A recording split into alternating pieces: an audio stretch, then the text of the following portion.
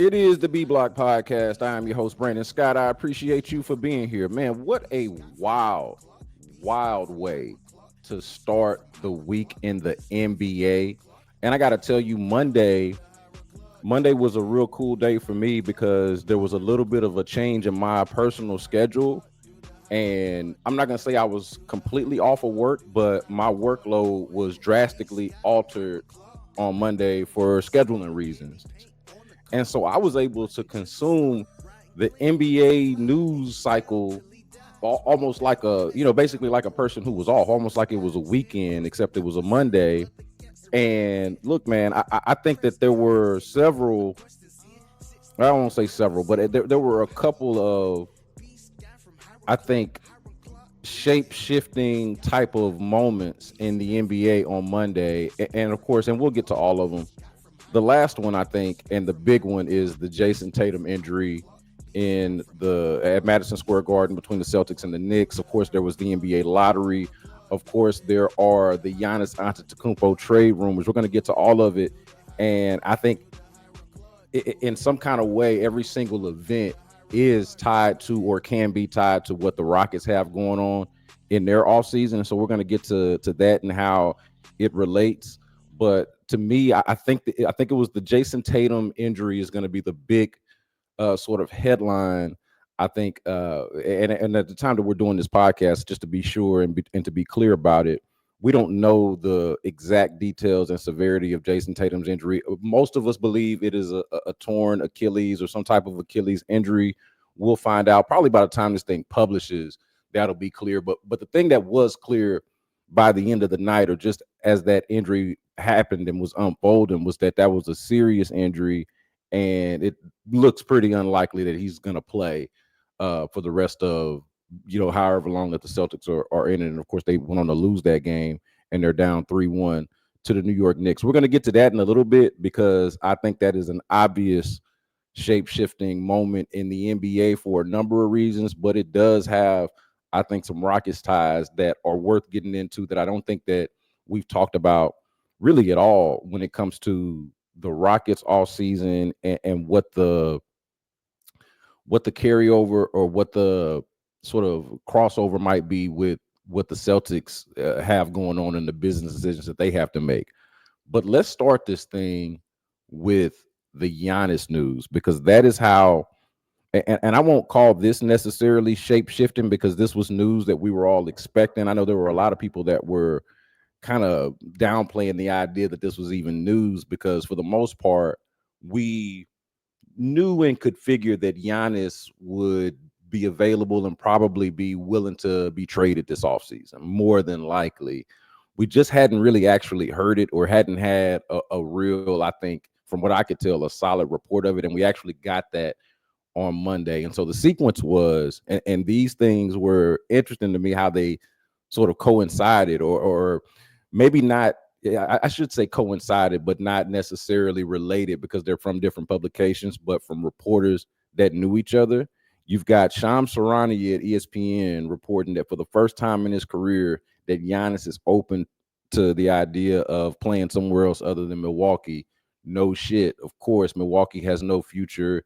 They just showed us that in the playoffs, and Giannis is in the prime of his career. We could have all figured that, but Giannis is notoriously quiet, and in terms of like his inner circle, like you don't get a lot of leaks and a lot of news out of the Giannis camp per se, whatever that is.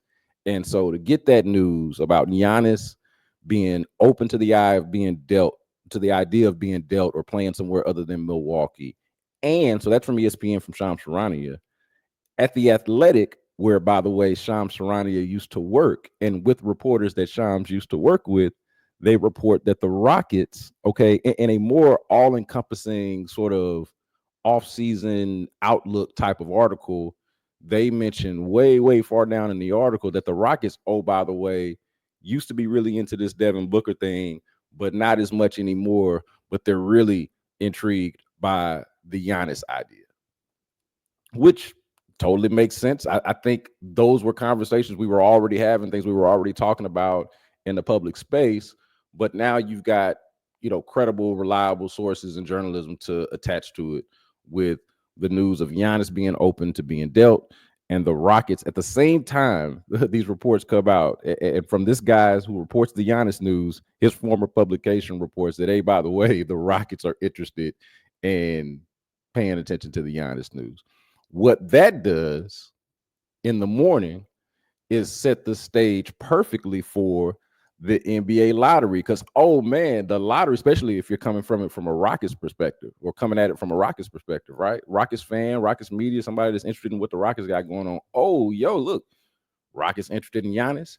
Giannis is publicly voicing, or somebody on Giannis's behalf is voicing the idea that he's willing to be traded. Okay, so let's see what these draft picks are going to look like, and who's going to be picking where based off of the lottery. And I do want to say this, like, I think that while the reporting and the timing of the reporting on this Giannis stuff felt conveniently timed, because it did set the stage perfectly. Like, you get that in the morning and from an ESPN reporter about Giannis, and you've got all of the trade implications that come with that, and then you got the lottery later on that night. That seemed perfectly timed, and I don't want to discount that, but I wouldn't want to miss the forest for the trees type of thing here by not pointing out that this information is out there for a reason, right? Like, this, somebody wanted us to know and to be talking about these things, and wanted that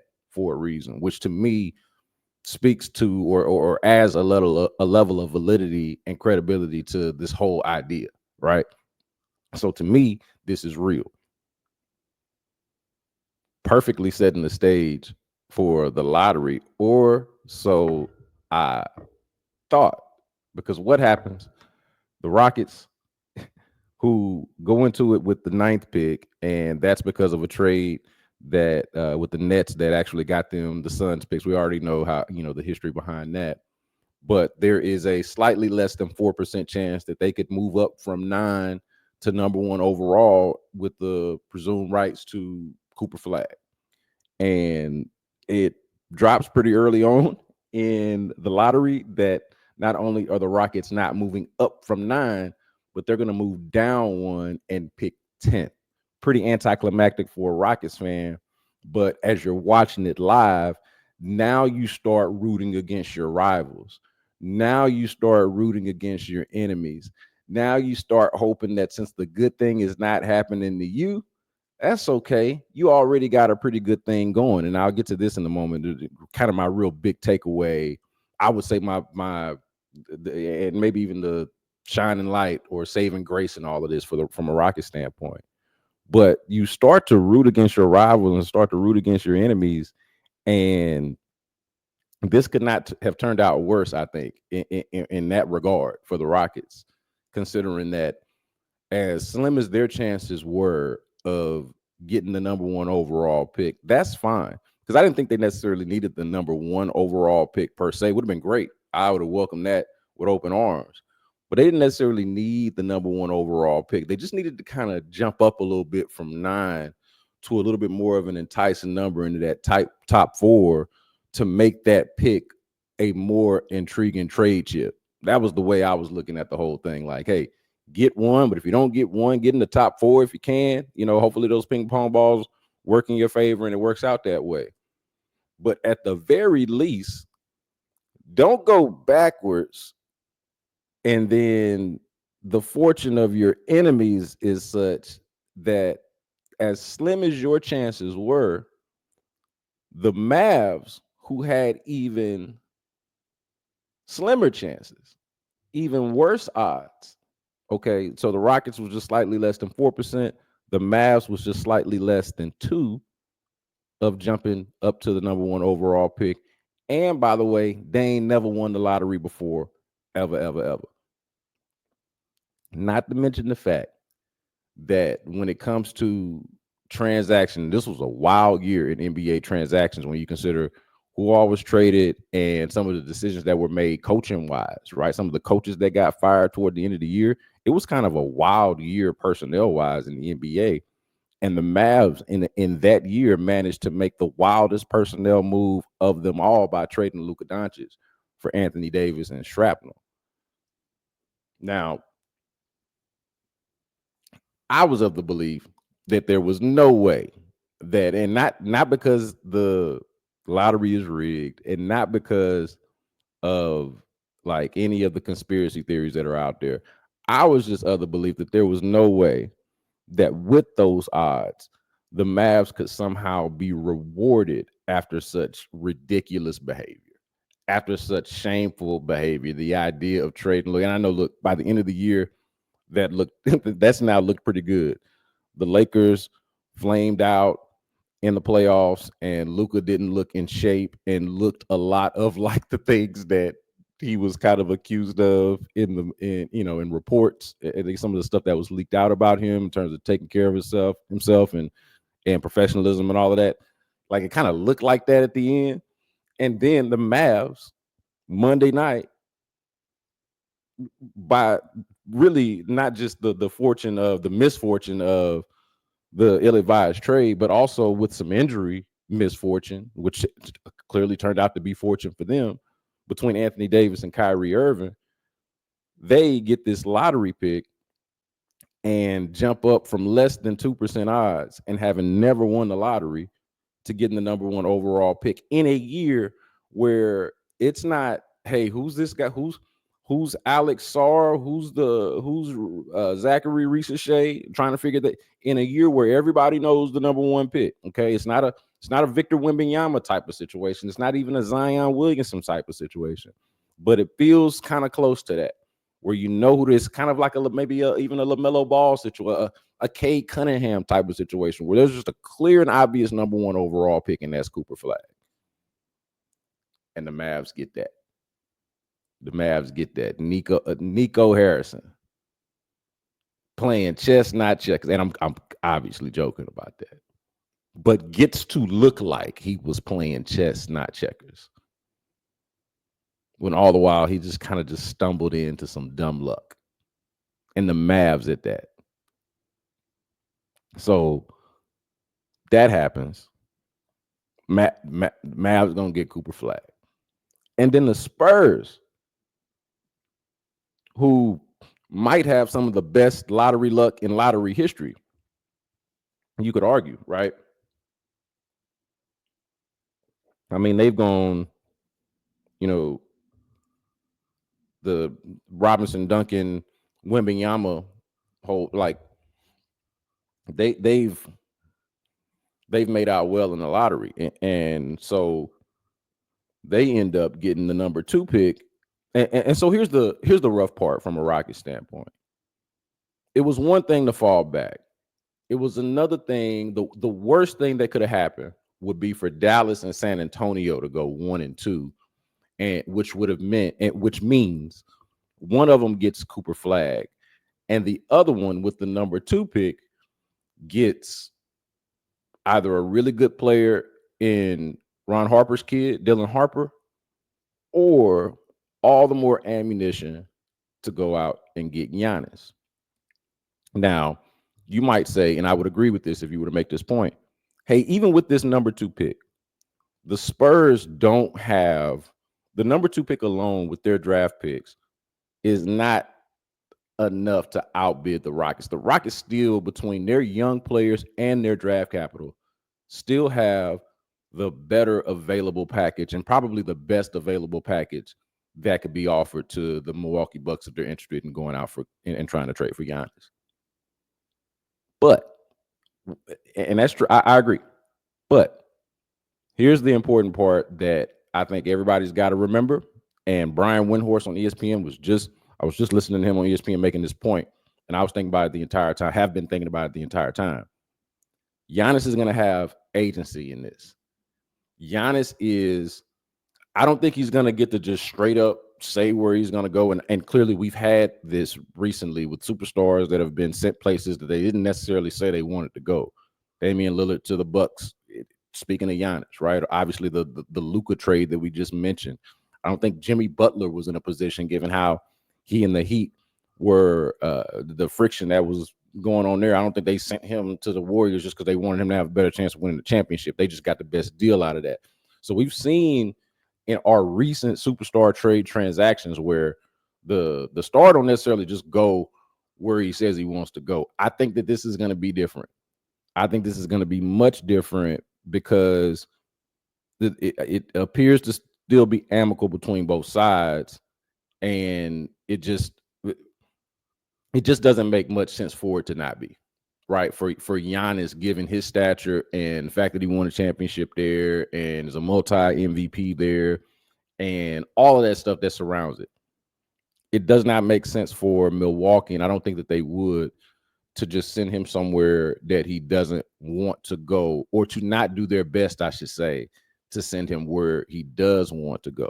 I don't think you do that in spite of the offers, right? Like if it's a drastically lesser offer that the team that he wants to go to can offer you, I don't think you just do that.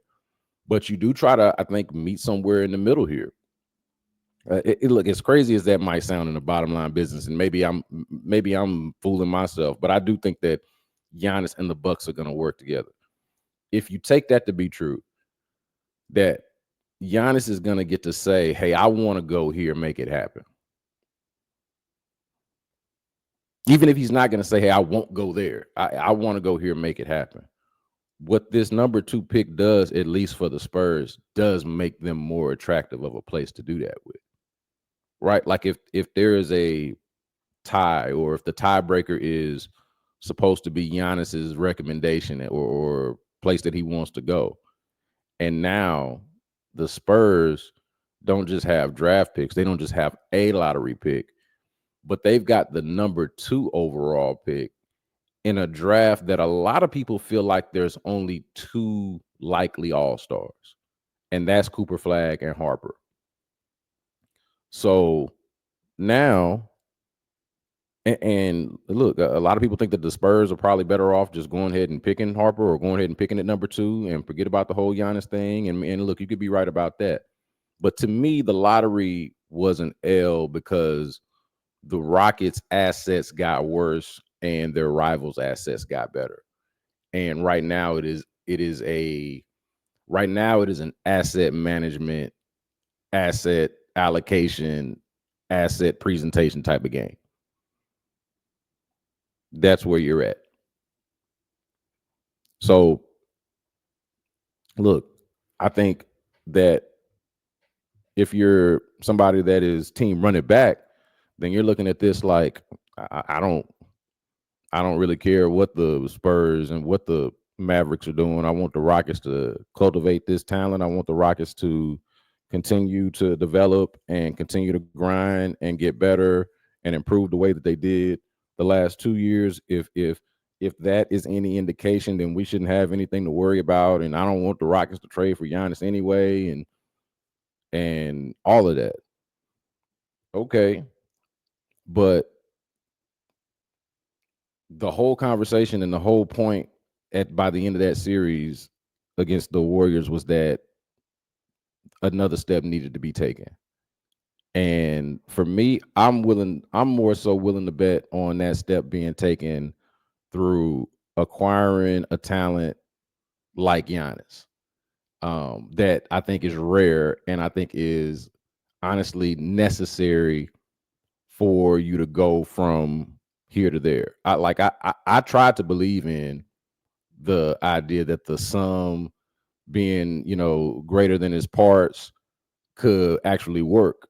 And I thought that it would for the Rockets against the Warriors. And it turned out that, look, you needed a little bit of both. You need greatness, you need role players starring in their roles, you need experience, you need all of those things. But I honestly think that even if you don't want to trade for Giannis, even if you do want to run it back, you do have to acknowledge that it is better. It is better for you to have the option than it is for your rival to have the option. It is better for the Charlotte Hornets or the Washington Wizards or the Utah Jazz in some instance, right? Because they're so far away. Like those are teams that you would have rather get the lottery luck than, say, the teams that are kind of on your heels and maybe in some cases better than you when healthy. Like you can make the case that the Mavericks, like I don't think that they would have been 2 seed, but like a fully healthy Mavericks squad against the Rockets would have been a good series. and I probably would have picked the Rockets, but that's a series that the Mavs could have won. So they're right there with you. The Spurs seem to be on their way, depending on what happens with Victor Wembanyama. I know you had the blood clot issue, and I'm not exactly even sure where they are with that. But no one's talking about like Wembanyama's not going to be able to play. So like it's an interesting question on like whose future, if you were to pick out of the three NBA teams in Texas, whose future after the lottery last night, whose future would you most prefer? Whose future would you rather have out of the three? And I think that's a fascinating question because I think all three of them now have pretty decent and bright, honestly, presence and futures. But that was the gut punch that even if you didn't need Cooper Flag per se, I think it was like optimal to have the assets and for your rivals to not have the assets. Like I may not, even if I don't trade for Giannis, I don't want to be, I don't want to watch the Mavs or the Spurs luck turn so greatly to where they can go get them or they get a Cooper Flag instead. So that was a big, I think Rocky's gut punch because look, I'm somebody who thinks that running it back is a fine option. It's not my preferred option, but I think it's a reasonable and just perfectly fine option. But since I do have eyes on the prize here, I'm looking. Y'all have heard me. I'm team Kevin Durant because I feel like that should be something that you can get at a reasonable price. Giannis is gonna require a little bit of a shakeup of your core. I don't think Kevin Durant requires much of that at all. And now, if I could be wrong about that, and if I'm wrong about that, then by all means, forget the whole Kevin Durant thing because I'm not trying to pay a haul for somebody that's older than I am. But I'm I'm with the upgrade the roster, bring in a frontline guy, bring in a game changer type of thing, and this made it. I think I don't think it made it that any harder for the Rockets, but I think it made it better for another team. And think about it. What if Giannis just comes out and says, "Hey, you know where I want to go? I want to play for the Spurs. I want to play with Wemby. I like that Stephon Castle kid. They just got De'Aaron Fox, who is an all-star level player. I think they already got two all-star level players and rookie of the year type potential, maybe all-star level player, maybe all-star level role player. If I can make up a concept, make up a thing.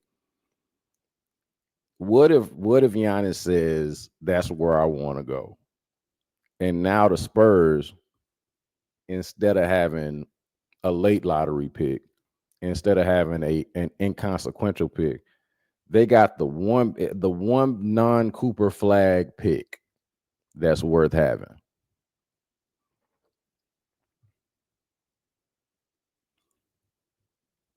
I I do not know that that's going to be the difference maker, but that was what I was feeling in the moment. That was what I was feeling at the time. And if they are able to do that, right? Like to me, it's still a fascinating question about the three teams in the NBA, the three Texas NBA teams, and whose future would you most rather have after Monday night after the lottery. But if somehow the Spurs are able to flip that number 2 pick into Giannis,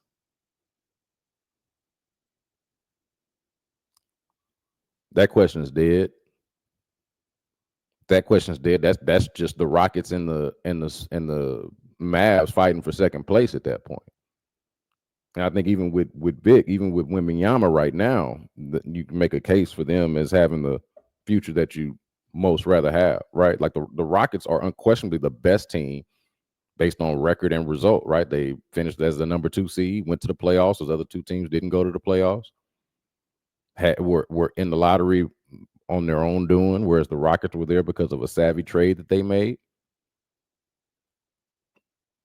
So if you just base it off of this year and base it off of how things look going into Monday night, you might say that the Rockets have, aside from the whole Wembanyama thing, certainly over the Mavs that the Rockets have the future that you would most rather have.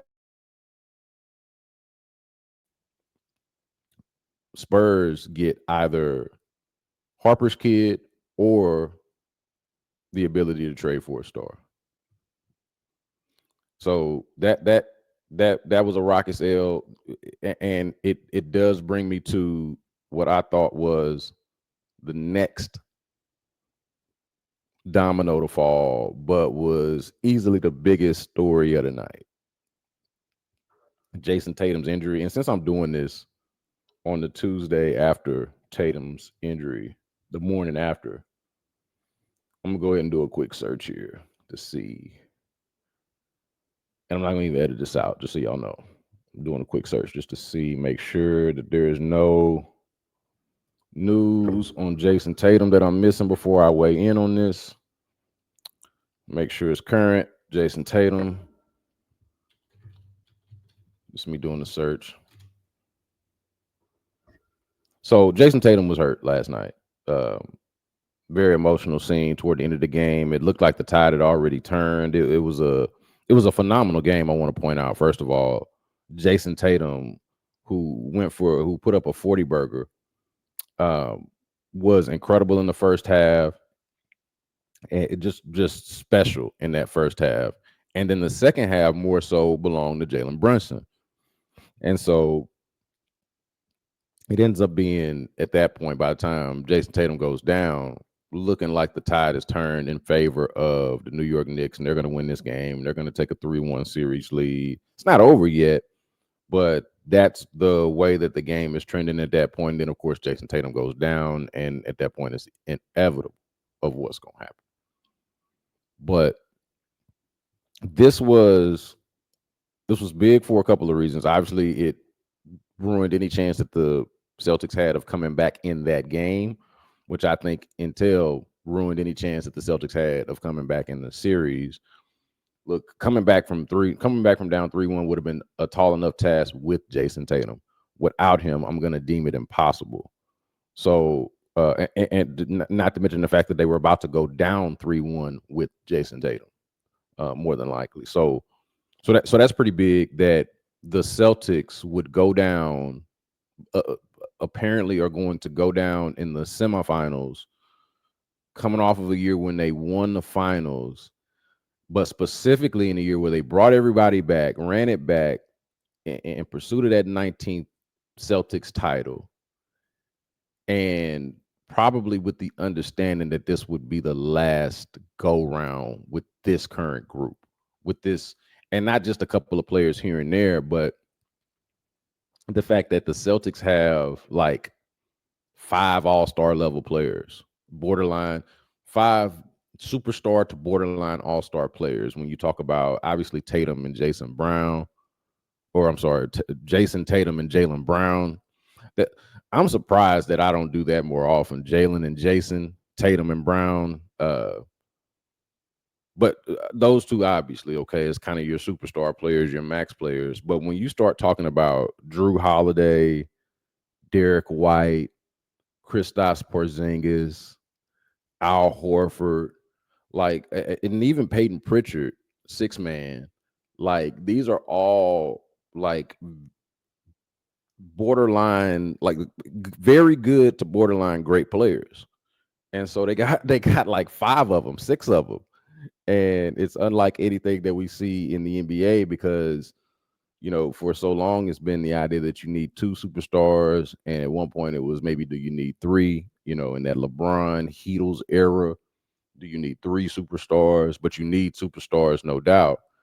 And the Celtics, I don't know if I give enough thought to this with Ime Udoka from the Rocket standpoint, like the and him coming from the Celtics, that they managed to do the, hey, we're not gonna have a top 5 player per se, but we're gonna have 5 or 6 guys that are top 50, you know, and just everybody's gonna be good. And they've tried to, I think that Udoka and the Rockets have tried to replicate what the Celtics have done over the last several years to some degree with the Rockets, more so than I think I gave it credit for or really thought about much until last night with the Tatum injury and thinking about what the Celtics' future might entail. And so, yeah, look, this is really rough because Jayson Tatum seems like a really good guy. And I think what the NBA, a lot of what I make fun of him for being kind of auraless. He is kind of auraless, but he's a damn good basketball player and seems like a really good dude.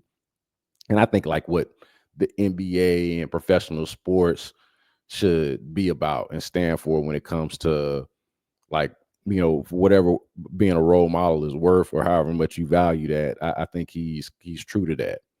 And the Celtics, I would say I would put Jaylen Brown in that category as well. But with Tatum and his injury, it's really like rough to see, especially the game that he was having, the type of game that was, the type of series that this had the potential to be. If say the if say the Celtics could have won that game, just like they win that game and it feels like the series has got 7 games written all over it. And they lose it and he's injured, doesn't feel like it's got any of that. So that part is a bummer from just an NBA fan standpoint. But when it comes to the Rockets, I don't think that we've done enough, or at least that I've done enough Celtics watching.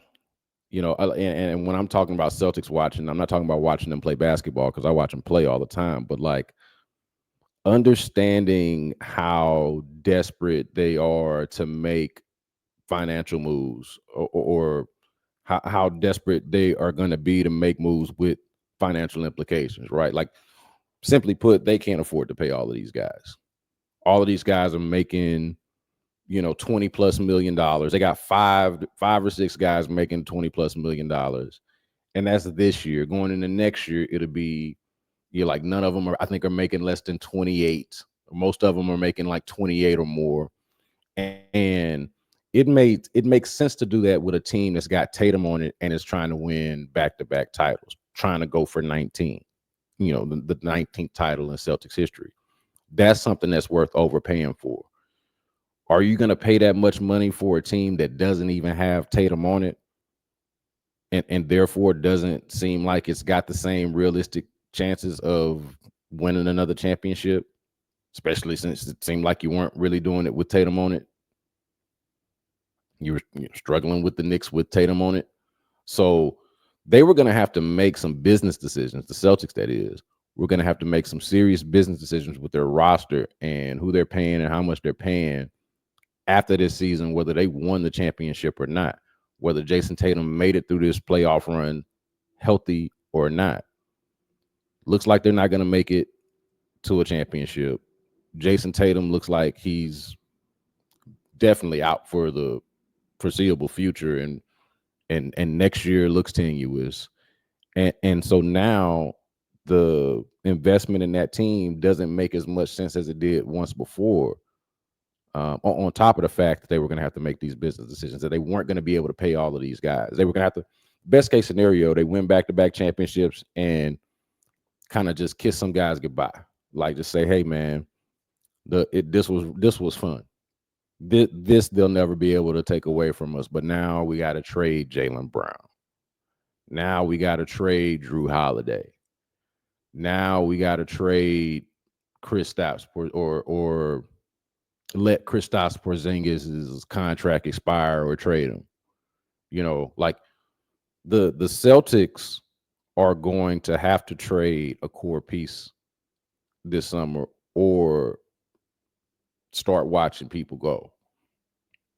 And it makes even more sense now for them to do that, for them to trade a core piece and to kind of just reset. Now, Tatum, they're not trading Jayson Tatum, but everybody else is seemingly available. And so if you're the Rockets last night, with all due respect to Jayson Tatum, but I figure you're already doing your homework and already have done your homework on the Celtics situation, and you know who their players are. Ime Udoka is your coach, and the Celtics just won the championship. Doesn't really take a lot of sophisticated research to figure out who these guys are. So they're aware. It's all there. All the information is there. And so when this happens, with all due respect to Jayson Tatum, you got to figure light bulbs are going off within the Rockets brass.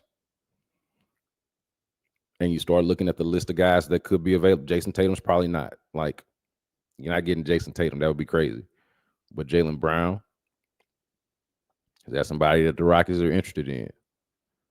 They got enough capital to trade for anybody. We're over here talking about getting Giannis.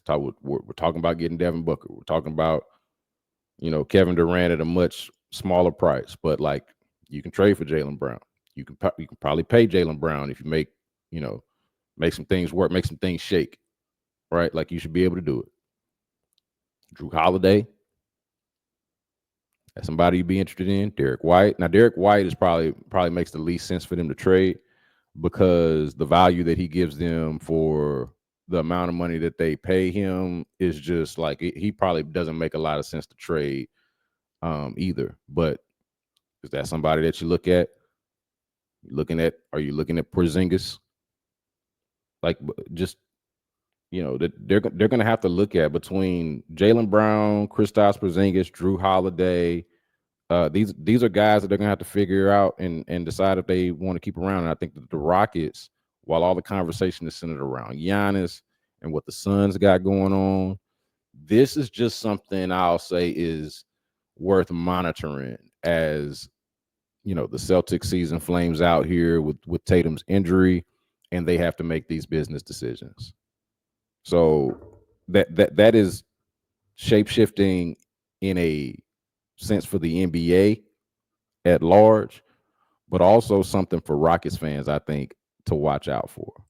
Now, before I started recording, I saw something that said that Giannis doesn't want to leave the East. What is this about? Like, I'm gonna have to. I figured I'd just throw it on here on the podcast because I saw it before I started recording. I'm gonna have to do a little bit more research on this. But if this is true, that makes that last bullet point that I had really interesting. Because if Giannis doesn't want to leave the East, all of that whining that I did about the Rockets not getting a higher lottery pick and the Spurs and the Mavericks the Mavericks and the Spurs going 1-2, man doesn't want to leave the East. Like, if Giannis, man, I got a lot of respect for you. I want to be clear. I got a lot of respect for Giannis. But is Giannis running from the grind? What you mean you don't want to leave the East? And I get it. I know what you mean. I get it. But what do you mean? You don't want to leave the East? Running from the grind? Bruh. And then, of course, you always get the report when somebody's out there and doesn't already play in a state for a team in a state that has no state income tax. That they love the idea of no state income tax. I just love how we throw that out there about rich people. They got more money than God. Like, there probably ain't no state income tax that you can come up with that's gonna make Giannis broke or any of these guys broke. But we always throw that out there how they like the idea of not having no state income tax.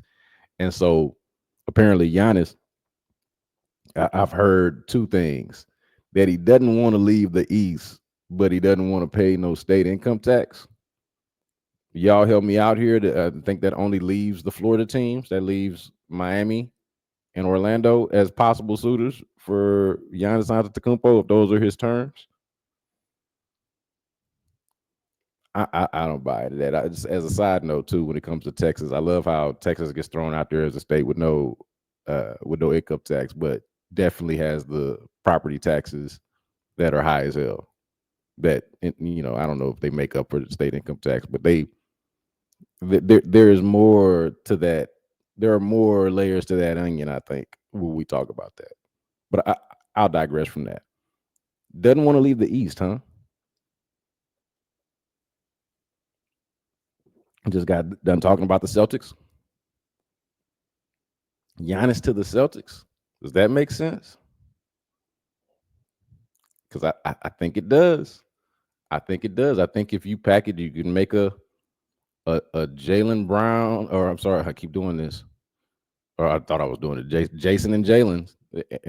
I don't know what I'm gonna do with these Texans who drafted like 17 Jalen's and a Jaden and had a Jalen on the team already. I'm gonna have a time with this.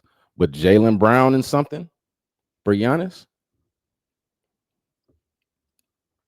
it's a fascinating. That's something that could have been out there anyway. Even if they won here, they're about to lose, and Jayson Tatum is hurt. And they talking about Giannis doesn't want to leave the East. Giannis as a Celtic, and then 2 years from now, Giannis and Jayson Tatum. You could interest me in that.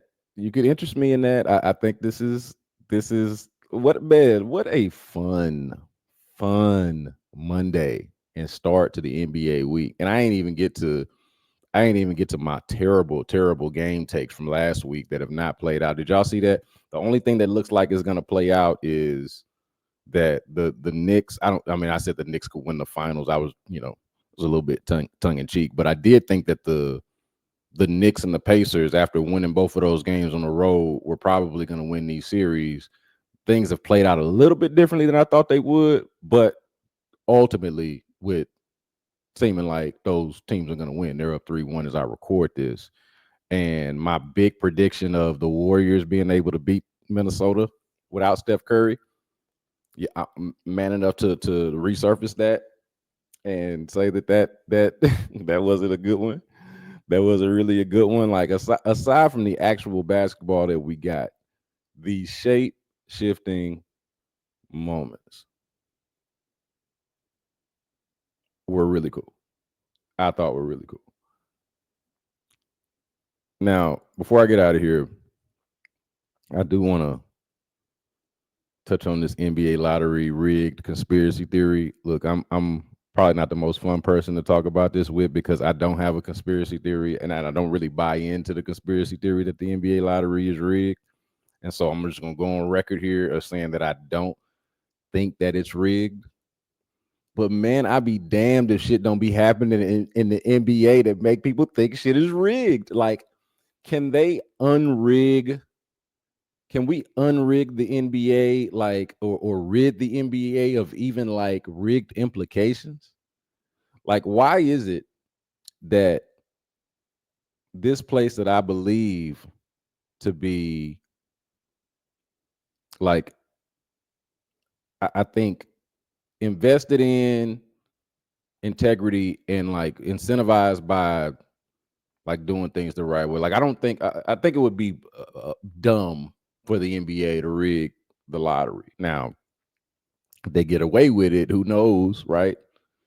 But that would be dumb because if somehow it's revealed that you're rigging the lottery, you ruin the integrity of the game, of the league, um, and obviously your future. I don't know if that could be illegal. Maybe go to jail. Like there's nothing worth it about rigging the lottery. Nor do I see like even the real incentive to do so. Like think about it. Why would the why would the NBA want to reward the only way that you would think that the NBA would want to reward the Mavs for trading Luka is if you think the NBA was in on the trade to begin with, which is an even bigger brain conspiracy theory. That then, and I saw this out there when the Luka trade happened, like, uh, the they're trading Luka to the Lakers, and the Mavs are gonna move to. They're setting the stage for the Mavs to move to Vegas. Saw that out there. It just it doesn't compute that it would be rigged, but I'll be damned. Like logically, it doesn't compute. But based on the results, right? I mentioned the Spurs earlier. Okay, the Cavs twice. New Orleans and Zion seemed felt league telegraphed, like giving New Orleans a bone. Um, it just Derrick Rose to Chicago. I think LeBron has done it. LeBron not too long ago when Pat McAfee did a little kind of sarcastic rant about this that people were like,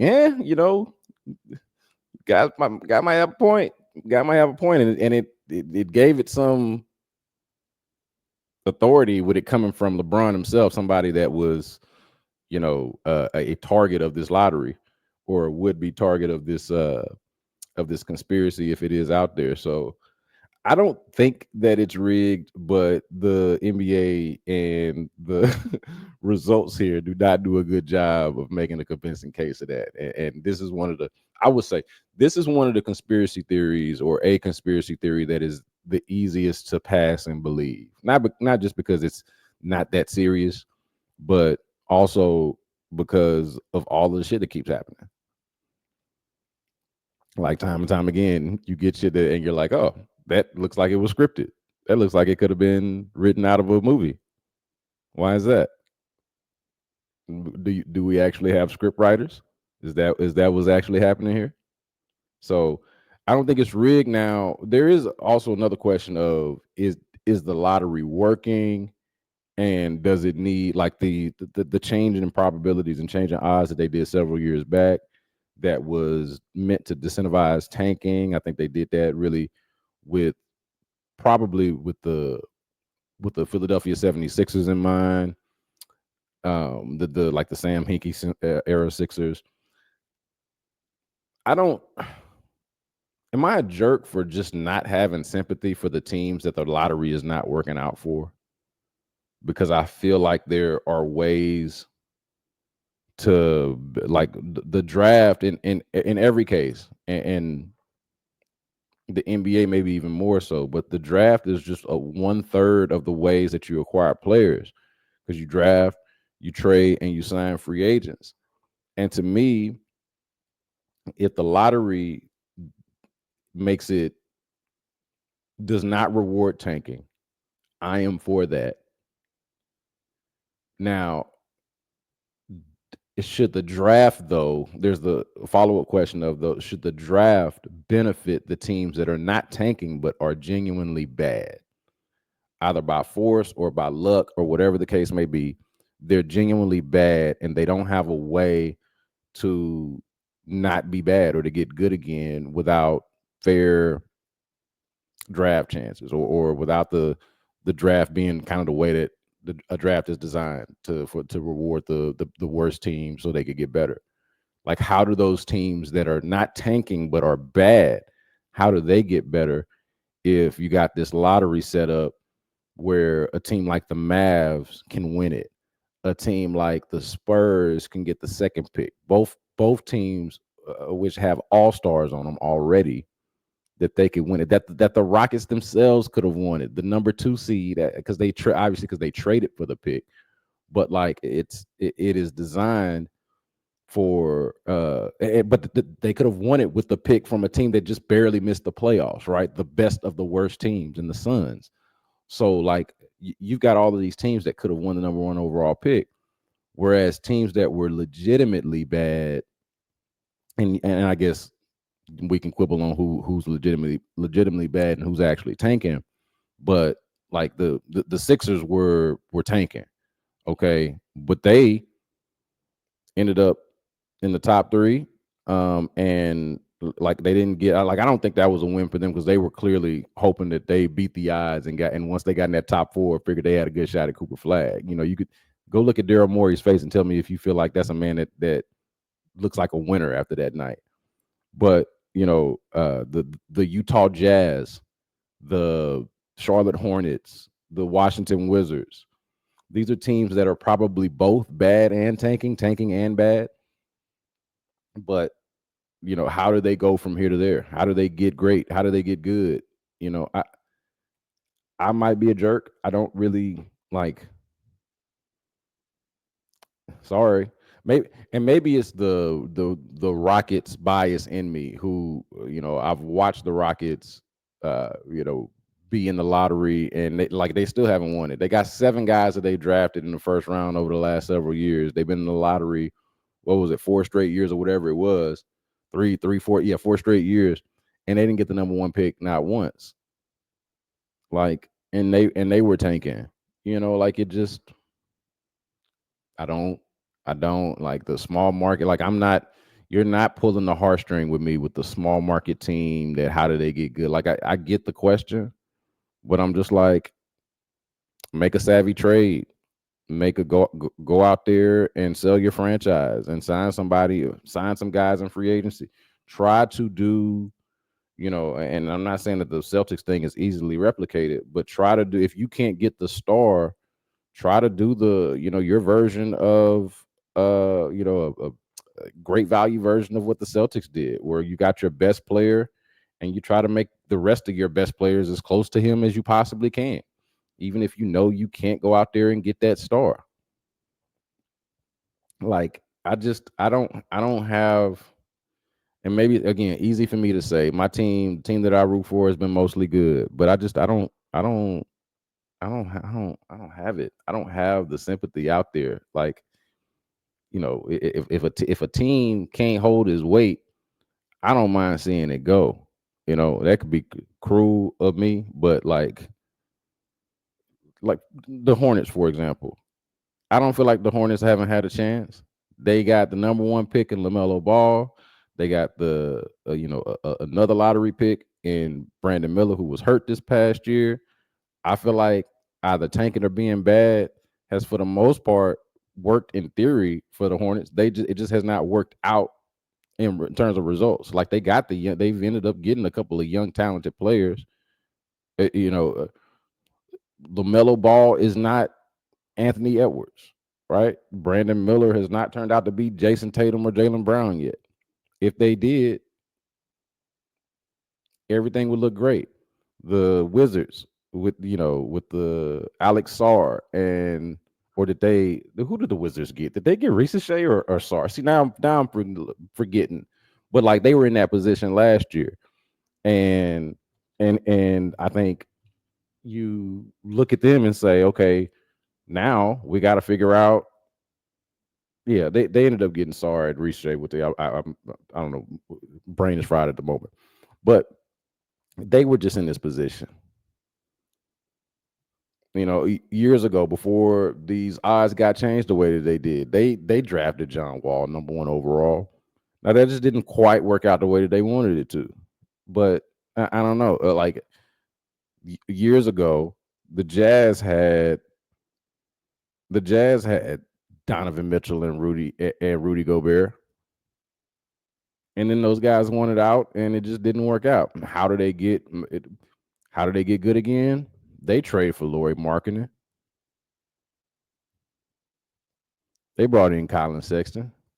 They trade for John Collins. Like there are just more ways to, and I don't understand that has not worked out for them yet. Like they're not a good team, but there are more ways to build your team. It's not the end of the world when you don't win the draft lottery. And I don't think that we should be shedding tears for the teams that don't win the lottery. So fun day in the NBA, shape shifting type of stuff, Rockets implications. Had a good time following it all.